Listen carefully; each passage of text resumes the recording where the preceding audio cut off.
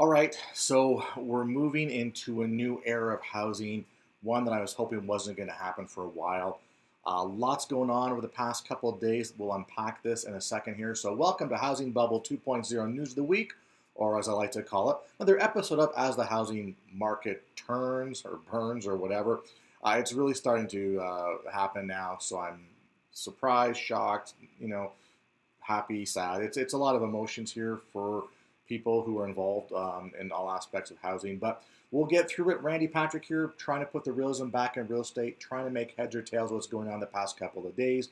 Today's August the 4th. Hope you're doing well. First off, I'm having some technical difficulties. I'm having some difficulties on the audio and difficulties on what I can see on the screen. That's why I'll be looking off to the side on a different monitor here. So I'll do the best I can to communicate. Just realize that. And yes, I'll say right up front, the audio already has some problems, or it's not going to be as crisp and clear, but we'll just have to get through it. So raise the level on your volume, okay?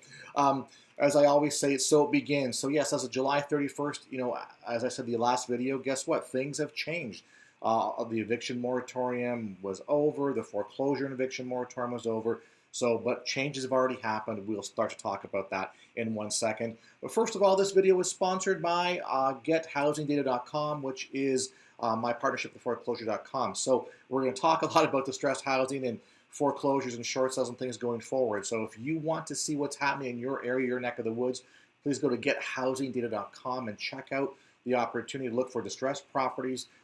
That site, Foreclosure.com, is the #1 provider of, like I said, off-market and distressed property listings across the country. So check that out, please. All right.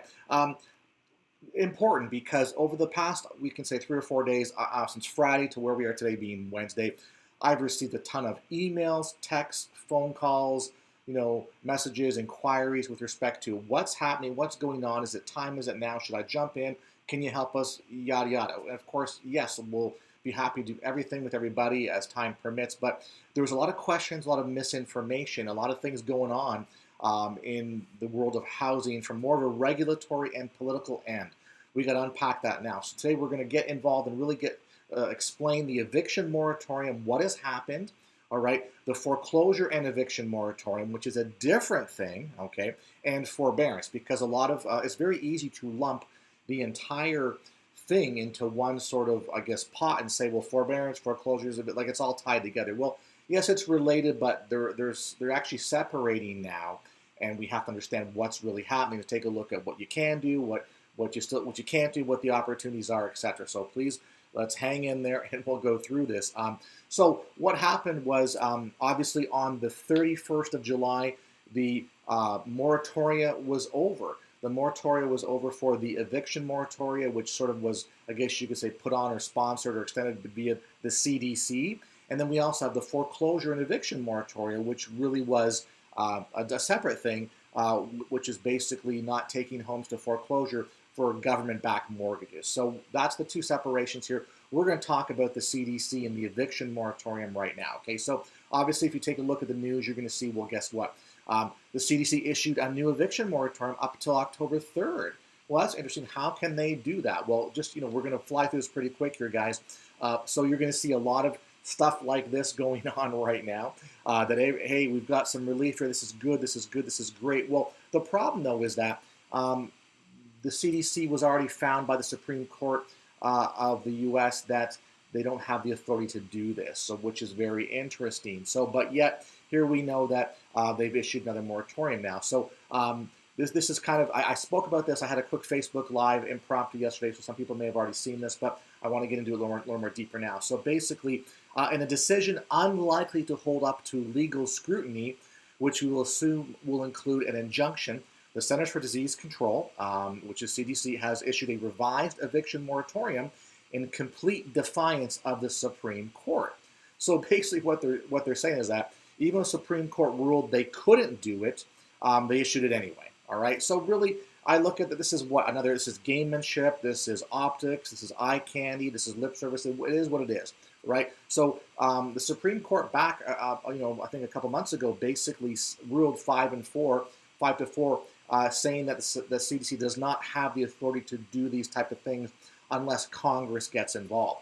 So The order that they just reissued yesterday will expire on October 3rd. And it applies to United States counties experiencing substantial and high levels of community transmission, levels of SARS-CoV-2, according to a statement which adds that the moratorium allows additional time for rent relief to reach renters and to further increase vaccination rates. So what they're saying is that, hey, I've read this. What they're saying here is that, well, this is now a public health safety issue, and yes, we can do this. So, it's one of those things where, is it an arm wrestle? Who knows, right? But the point is that they've issued this, and I think it really is up to local government, or, well, put it this way, we know that they can't. We know that it's, I don't know what's the word for unlawful, unconstitutional.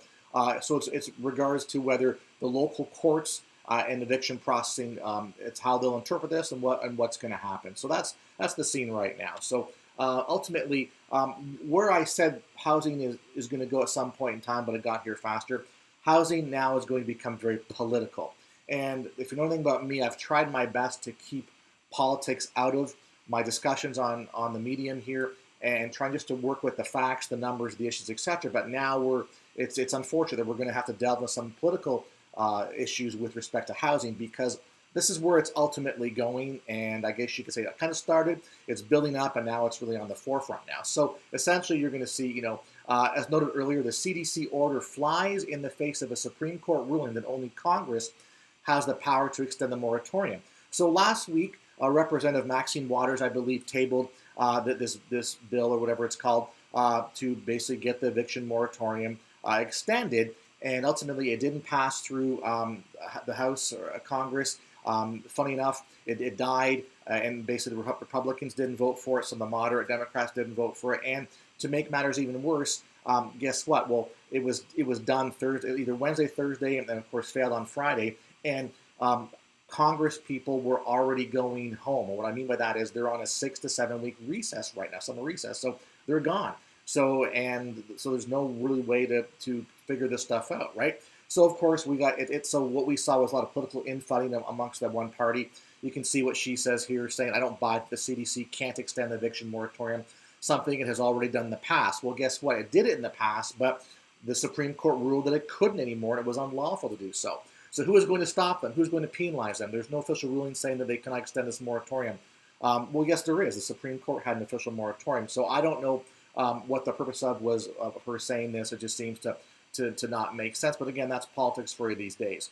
All right. So when we take a look at this in a little more detail, clearly, if the CDC ignores the ruling coming from the Supreme Court of the U.S., then why would any property owner feel obligated to obey the CDC? So it's almost like it's a catch-22 here, right? And Waters urges CDC to extend the eviction ban, etc., ignore the rulings. So I guess this is where we're at right now. So you're going to see all this stuff about Biden, talking about things, etc., etc. So ultimately, the 60-day moratorium is granted by the CDC, which would protect areas where 90% of the populations live. So they're doing the same in populated counties. We're granting this moratorium so that there's no evictions, and also we can help get or speed up or move forward in getting getting rental assistance out, which is a whole other ballgame. Now, even Biden was saying that he's not sure the moratorium extension will hold exactly. Here it says President Biden said he's not sure if the upcoming eviction moratorium decision from the CDC will hold constitutionally, but that he hopes it will give some additional time to give out rental assistance funds. Well, and that's a whole other story and a whole other issue. So yeah, there's what, $47 billion was earmarked for rental assistance. Only $3 billion has been given out. The majority is sitting there waiting, but there's a process that people don't know about. There's terms and conditions from both landlords and tenants as well too. So we've got this money sitting there that's not being distributed, or can't be distributed, or won't be distributed for various reasons. So it's a big cluster, and that's kind of where we are today. So millions of renters are exposed, and landlords are taking it on the chin once again. So again, what we talked about here is finger pointing ensued on the left. Basically, the administration originally pointed to a June Supreme Court decision which made clear that the only Congress has the authority to extend the program. So the administration already acknowledged that they can't do anything about it. Only Congress can. So it's been acknowledged. Yet here we've got I guess you could say they put pressure on the CDC just to extend the moratorium anyway. So something was created and it was put in place. I'll have the links to the articles. You can check it out. So the CDC has like a 19-page description and sort of this, whatever they call it, dissertation or I don't know what it is, but they put it out so you can read it essentially. Essentially, they're trying to do it, and I guess they're trying to see what's going to happen. So the extension could consist of a freeze, which will remain in place until October 3rd. That's where we're at on this type of stuff right now. So when you take a look at this, they announced it, and I think what the real issue has been the fact that it's this, why was an extension given? Remember, this extension received all these moratoriums expired June 30th, and they were given yet a 30-day extension until the end of July 31st. Why? Because they wanted to get the money out to people that need the money, landlords, renters, etc. Well, that didn't happen, and that's I think the real fault here. So as we said, I guess we're talking about people being put in the streets during an increased variant, Delta variant, whatever. So clearly there's concern there, and I'm not saying there's anything right or wrong with this, and there should be some concern, but it's just the fact that Congress knew about this 30 plus days ago. They're waiting to the last minute to try to do something that failed, and now they're sort of throwing something together at the last minute that doesn't even seem to make sense.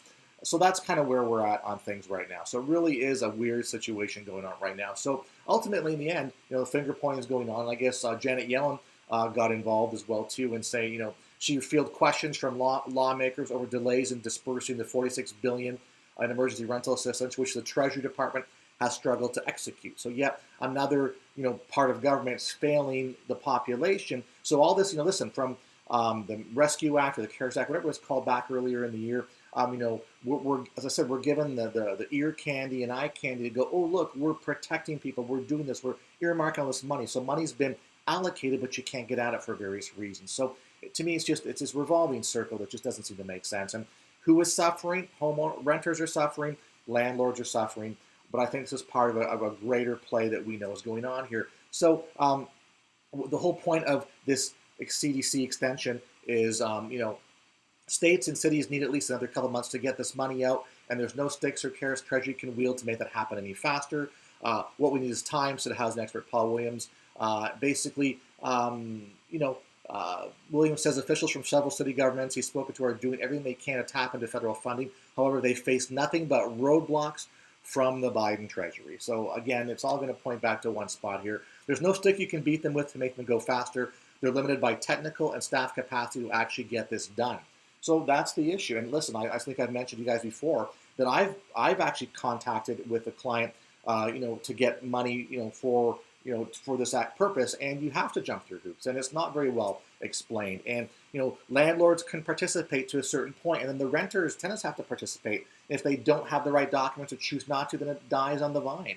And they're not even talking about the full back payment. We're talking about 60% of what's owed. So in the end, and there's also caveats going along with that. So if you agree as a landlord to take that money, you're obligating yourself for things you can't do in the future as well. So it's not money that's given freely. It's a lot of controls and terms and conditions that don't always work for people. So just be aware of that. So that's the issue that we're dealing with. So, but again, if you're not a subscriber, if you could please help my channel grow and subscribe, that'd really be appreciated. And if you think you're a subscriber, if you could please verify and resubscribe, that would help a lot. As I said, I'm not growing, I'm losing more than I'm growing for various reasons.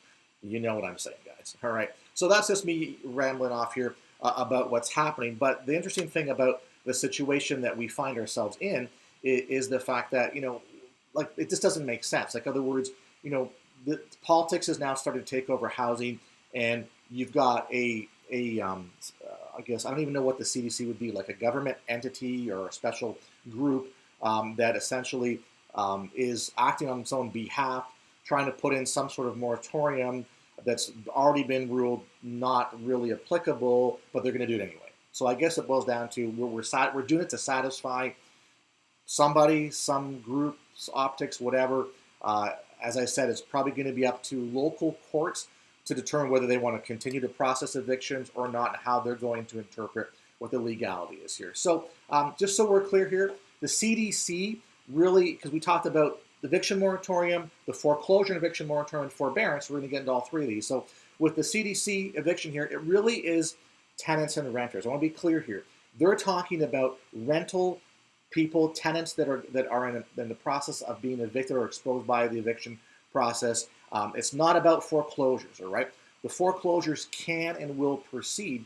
And this is a little blurb that I've pulled out from the CDC, I guess you could say, paper that they produced, and it talks about some definitions. Eviction, means any action by landlord, owner of residential property, or other person's legal right to pursue eviction or possessory action to remove or cause the removal of a covered person from a residential property. The definition also does not prohibit foreclosure on a home mortgage. So I went through the documents, about 19 pages, and I was looking for foreclosure and those type of things. So really, it's not part of the CDC. The CDC is strictly dealing with, from what I can interpret, tenants, rental arrangements between landlord and tenant, and the eviction process. That's what they are focused on. So again, this is going to be highly politicized, finger pointing, blah, blah, blah, all back and forth here. This is what's going on right now. So the CDC, I guess, has given 60 days extension or mandated you can't evict for 60 more days.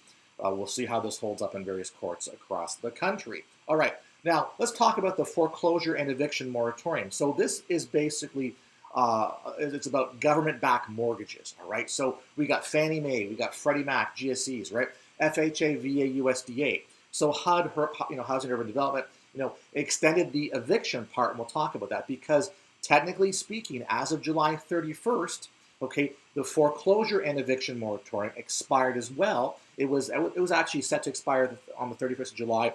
The CDC's component jumped on that and gave themselves the extra extension from June 30th to July 31st. So really, right now, it's over. So it's basically over for federally backed mortgages. However, what the Biden administration was able to do, because it's a government, HUD is a government entity right at this point in time, they basically were able to say, for people who are currently living in government-backed mortgage homes as a homeowner or as a tenant, and they're facing an eviction due to a foreclosure, that they're going to halt those evictions for a period of 60 days. So from August 1st to the end of September. So that's the only thing that the government could do based on their control of government-backed mortgages. So please be aware of that. And that's just the eviction component for people who reside in a home that's gone to foreclosure, that the government-backed mortgage, they've been given an extra 60 days. They don't have to scramble tomorrow and leave. All right,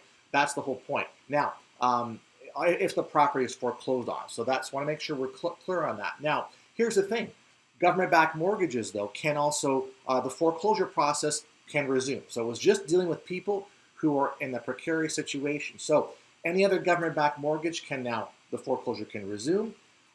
They can pick up where they left off. Sale dates, now we'll find that sale dates will be reset. Now, depending on what state you're in and the state foreclosure laws, the trustee or the court system or the lawyers for the plaintiffs, the lenders, will have to initiate like a restart in the court systems or restart from the trustee side. So we're going to see sale dates reset. That's going to happen. So if you had a sale date before it got canceled, you're next in line to suddenly get it reset. So that's going to start to happen. So we'll see those being populated on the foreclosure auction blocks starting now. So in other words, here we are August 4th. So for example, where I'm in Florida, the earliest that, if it goes to a hearing today to reset, it's 30 days minimum going forward. So today's August 4th. So anything that goes to hearing today could be set for auction September 4th. All right, so just keep that in mind. Case or files that are in process but didn't have sale dates, guess what? They can restart and re-engage. So now that'll start to happen. And new foreclosure starts. So people who basically didn't pay their mortgage but didn't have a foreclosure start, they are now applicable to start their situation and the foreclosure process. Now, so that's what's going on. Realize that non-government backed mortgages don't really have to abide by any of this. Nothing's stopping them from moving forward. A lot of we'll call it just regular conventional mortgages or other mortgages not backed by the federal government. A lot of times their lenders and servicers didn't do anything with them because they figured we'll just toe the line like everybody else. Okay, well now guess what? It's all opened up here, so all those processes can start right now. So that's what we were waiting for.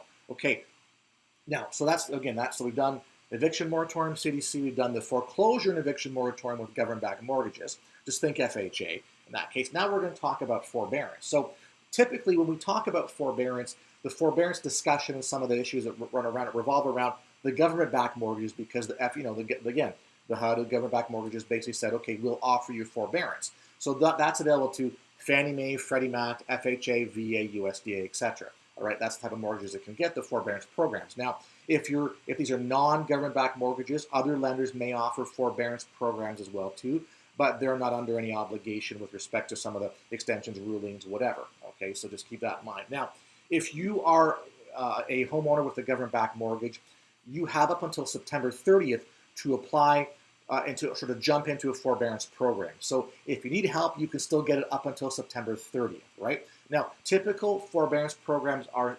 6-month increments. So you can do a 6-month forbearance program, okay, and then at the end of 6 months, if you still need it, you can re-up it for another 6 months, all right? So that can still happen to people up until the end of September when they can jump on board. So, and as we know, people have already been in forbearance since March or April of 2020. They've already gone through maybe their first and their second extension, and part of the government was extending the forbearance in 3-month increments as well too. So there's already been extensions that have been offered to people who were already in forbearance programs. Okay, now forbearance programs are expiring now. What I mean by that is they're coming. They've done their 6, they've done their 12, and now they're starting that extra 3 or whatever that you may have grabbed. That's expiring now too. So some of them are ending now, and we're going to see it now until September 30th, and also we'll see it after September 30th as well too. Some programs expiring. Now, the issue we face is that there's a high estimate of the number of these programs, forbearance homeowners or programs expiring. The estimate's anywhere between 800,000 to 1.7 million. So that's what's happening. So you have 800,000 to 1.7 million, and that I think is a low estimate, to be honest with you. After their forbearance officially ends, they need after forbearance solutions. So forbearance is over, you're going to drop into a bucket. You need to contact your lender and figure out a solution to forbearance. So we're going to go into that in a second here. So what's being offered? Well, of course, you know what? Refinance. If you can refinance your home mortgage, and they're saying maybe we can refinance. There's been people talking about maybe we can offering 40-year mortgages, whatever to reduce the payments. They're going to do that. You might fall into that bucket. But again, what's a refinance? You have to qualify for a refinance, right? Which means you probably have to have some income coming in to be able to do that. That's number one. 2, loan modification. So what they're going to do is they're going to take a look at, see whether you've got some income coming in or what the terms and conditions are of your mortgage, etc. Look at all that and think, hey, can we offer loan modifications going to work for us? Now realize that loan modifications are tricky. It's a calculation, and it has to work for the lender and it has to work for the homeowner as well too. So you may think, well, I can afford to pay $500 a month on my $1,200 mortgage. Why can't they accept that? Well, because it's not that easy just to do what you want as a homeowner, what you're going to pay. There's other things, because a lot of these loans are bought and sold in the secondary market in various loan or credit tranches, and you just can't change things on the fly because that's the way these tranches and these loan pools are set up legally, etc. Okay, what the Biden administration has talked about is what's called a principal reduction. So what they've tabled is the fact that for government-backed mortgages, what they're going to try to do is do like a loan modification, and they're going to see if they can reduce your payments by 25%. Now, reducing your payments, you got to make sure you understand this, okay? Typically, a typical mortgage payment these days has 4 components: principal, interest, taxes, and insurance, all right? So let's separate. That's sometimes referred to as PITI, P-I-T-I, okay? So let's separate P-I and T-I. So T-I is going over here, all right? So you don't deal with taxes, insurance, you don't mess with that. Stays the same, right? You can't mess with that. What the administration is saying is we'll take a look at the principal and interest and see if we can reduce that payment by 25% and see if that's enough to make it that the homeowner can now qualify for this special type of loan modification, principal reduction, whatever. Now, I say that the term principal reduction a little bit loosely here because they're not forgiving you the principal amount. What they're saying is if we can reduce it by 25%, we're going to take that 25% of your loan, we're going to put it at the back end of your loan, and what we're going to do is we're going to make it a secondary lien, so it's on there as a lien. So if you refinance in between, it's going to be paid off, or if you sell the property, that 25% is going to be paid off too. So it's not a freebie here, they're just messing with the numbers. So we'll see how that plays out. I look at it going from experience back in the last housing crisis. The more complicated these things are, the less people can engage them, and less people who will want to engage them or think I just can't satisfy or I can't qualify. So as much as, again, I call it eye candy or ear candy, right? Lip service type thing. So it's great that we can talk about this, but how's this really going to roll out? I don't know. So you got to keep that in mind. You're also offered, so if you're talking to your lender, this is part of the loss mitigation efforts, right? They'll say, well, how about a deed in lieu of foreclosure? That basically means that, hey, you know that you're going to go into foreclosure if you can't, qualify for refi, loan mods, principal reduction, whatever it is. So the lender offers you a deed in lieu of foreclosure, which basically says you give the property back to us, and we won't process the foreclosure like we normally would and let you off the hook. Well, realize that a deed in lieu of foreclosure still hits your credit as a foreclosure. All right, there's no benefit to you in doing that. Sometimes back in the day, you may have heard this referred to as cash for keys. What the lender will do is say, hey, we'll let you walk away from your mortgage, and we'll take the property back. We might give you $2,500, $5,000 if you move out, clean the place up, give us the keys back. That's the cash for keys kind of thing. So it actually goes to a title company, you deed it over, they give you a check for whatever you agree to. People have done that in the past, but quite honestly, I don't think it's that, unless you're so destitute for cash or you've already moved out, there's better options out there. So keep that in mind, all right? Lenders will also say, how about a short sale? So a short sale is a possibility depending if you're underwater, etc. So either way, you're going to be down the foreclosure path if the top refi, loan mod, principal reduction doesn't work for you. So either you're going to be doing a foreclosure or preventing a foreclosure via short sale, or you might do a pre-foreclosure sale if you have equity. So it depends on where you live, your mortgage, your amount that you owe, the value of your house, the market you're in, etc. So that's what's going to happen, all right? So that's sort of the options going forward for people who are in forbearance. And this is all going to start to play out, it's starting to play out now. More will happen as the end of the year rolls around here. The concern, though, from the CFPB, Consumer Finance Protection Bureau, and others, is the fact that when you have 800,000 to 1.7 million people exiting these programs, can the banks, lenders, and servicing companies handle the volume of inbound requests? Now, the CFPB was very clear, telling the banks, lenders, and servicers, staff up, get going, be prepared for this. But I don't really know, what you would have to do to depending on what your volume is or expected volume, how you're going to handle all these calls and inquiries, etc. So that's why I think it'll be yet another cluster, okay, that we experienced back in the last housing crisis. There'll be a lot of unhappy people, homeowners, that will not qualify or get satisfied with the option of their lender and are going to fall in the foreclosure bucket. Simple as that. Homeowners will fall through the cracks like last time. Again, better systems and sure stuff's happening now, but I think just the sheer volume will dictate that there's going to be problems here too, because there's misinformation. There's, talking about things that we can do, but we're probably very specific in who gets to qualify. And it'll be a lot of people who thought they have hope won't have the solution.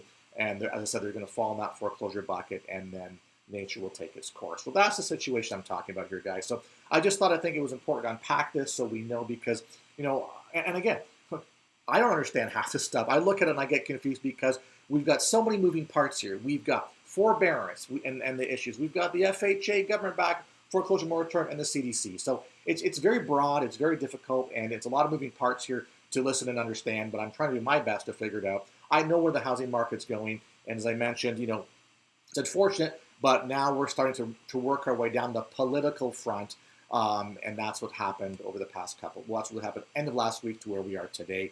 We'll see how this plays out, but in the end, as far as you're concerned, I think it's going to be local court interpretation, whether they're going to pursue evictions per the new CDC eviction moratorium that's not approved or been told they can't do this or abide by Supreme Court of the U.S. So it's up to them.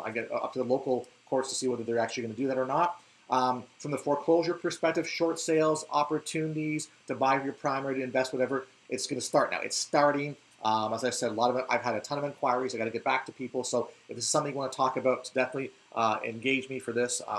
It's sort of begun. We've talked about this for a number of years now, a couple of years for sure.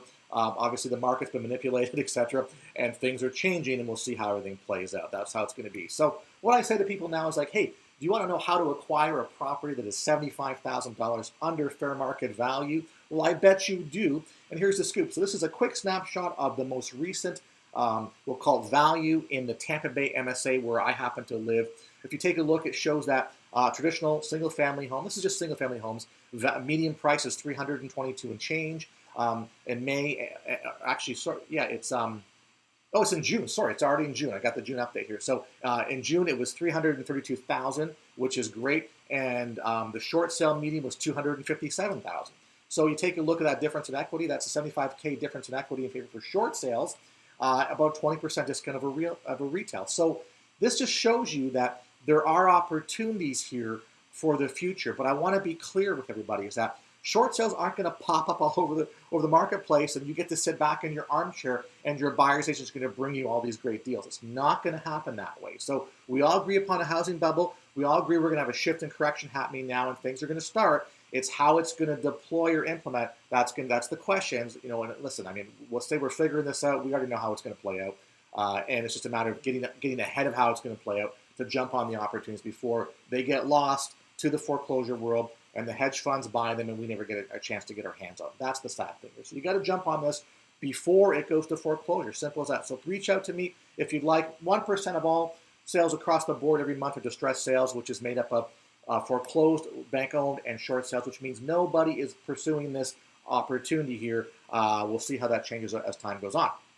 And on the flip side, how would you like to sell a property and make $75,000 in income? So you can buy it, and you've got that income or that we'll call equity built in opportunity, the difference, or you can reverse it out and you can get paid for it, which is great. So that's the opportunity that we're looking at right now because things have changed. So if you want to figure out how to do this, I'll tell you how to engage the distressed housing market. Connect with me, drop me an email. There's my email up on the screen. Give me your phone number so I can connect with you as well too, and we'll go from there. So as I said, it started, things are happening. It's going to be confusing. We're going to get headwinds and curveballs, but hey, nothing new, and that's what we deal with. We've been dealing with this since the last housing crisis. We'll deal with it again.